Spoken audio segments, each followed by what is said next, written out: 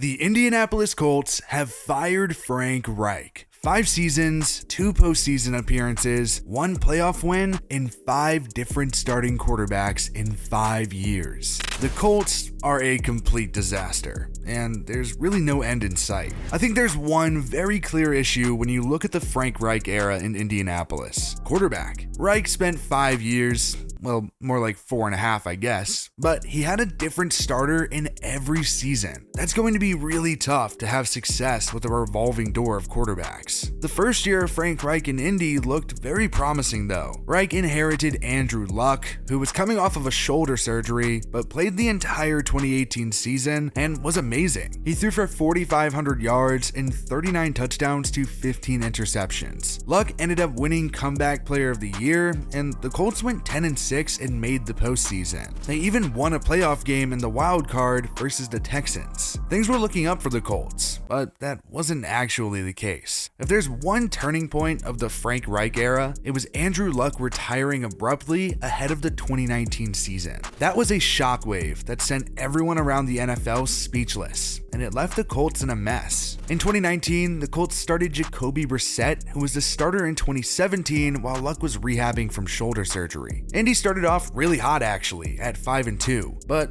then completely fell apart down the stretch and lost 7 of their last 9. It was a mess, and that's exactly what happens when your superstar quarterback retires a few weeks before the season starts. The Colts tried to fix the quarterback position ahead of the 2020 season by signing 38-year-old Philip Rivers to a 1-year deal. Rivers was washed compared to his time with the Chargers, without a doubt, but Indianapolis actually looked pretty solid with him behind center. Rivers threw for 4,100 yards and 24 touchdowns to 11 interceptions. The Colts were good. They went 11-5 and made the playoffs, but lost in the wild card in what was ultimately the final game of Philip Rivers' career. Rivers retired, and that left the Colts, again, searching for a starting quarterback. Indianapolis then decided to trade for Carson Wentz. The Colts gave up a first and third for Wentz, and the move made a lot of sense. Frank Reich was the Eagles' offensive coordinator from 2016 to 2017, so he did win a Super Bowl in Philly, and Carson Wentz was having an MVP-level season at one point during that year. Reich got hired by the Colts after that season, and the hope was that reuniting him with his old quarterback would work, and it kind of did at times. Statistically, Carson Wentz had a great year. He threw for over 3,500 yards and 27 touchdowns to only 7 interceptions. The Colts went 9-8 and barely missed the playoffs, but that was the issue. They really shouldn't have missed the playoffs. Indianapolis lost the last 2 games of the year, a tight one to the Raiders and the one game everyone remembers, a depressing and embarrassing loss to the Jaguars in Week 18.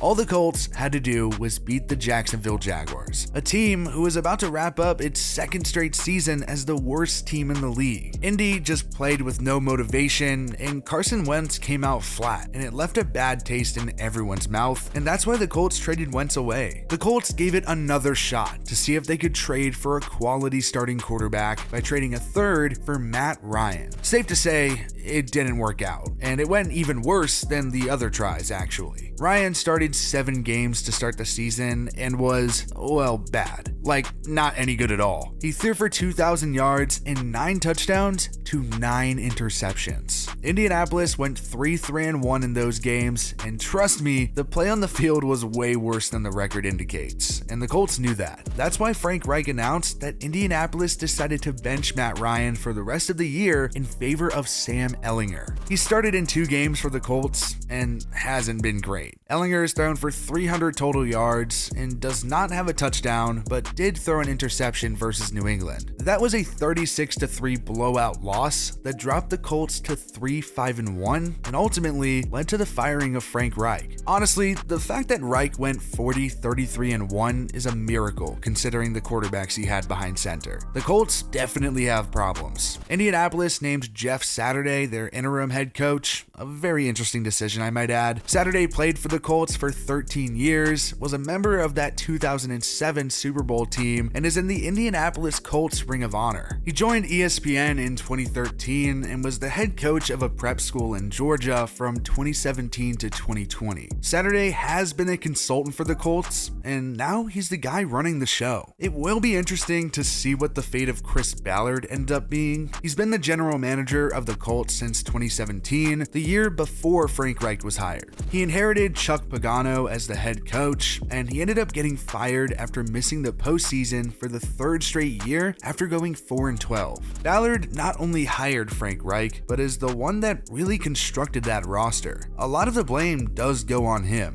maybe even more so than Reich. It's hard to say if he'll still be in Indianapolis next season. I don't even know where the Colts go from here. Indianapolis is going to have to find a new head coach. Who knows? They may need to find a new general manager too. Those are going to be the two biggest decisions for the Colts. If they keep Chris Ballard, he'll be the one hiring a new head coach or figuring out the quarterback position, which he clearly hasn't really been able to accomplish in 6 years. Owner Jim Irsay needs to make the correct decision there, and then whoever gets put in charge has to figure out the quarterback. The Colts are absolutely going to be players for a quarterback at the draft. CJ Stroud, Bryce Young, Will Levis, it really doesn't matter. Indianapolis needs a quarterback. Seeing where the Colts draft pick ends up being is one of the biggest reasons to keep an eye on Indianapolis for the rest of the season, but there really isn't much more past that. There aren't even many bright spots on that roster right now. The biggest problem for the Colts when Andrew Luck was there was that offensive line. That is essentially what ruined his career and led to his retirement, and here the Colts are again, with a terrible offensive line. Indianapolis has had easily the worst offensive line this year. Remember when Quentin Nelson was one of the best offensive linemen in the league? Well, those days are so far gone. Nelson is a shell of his old self,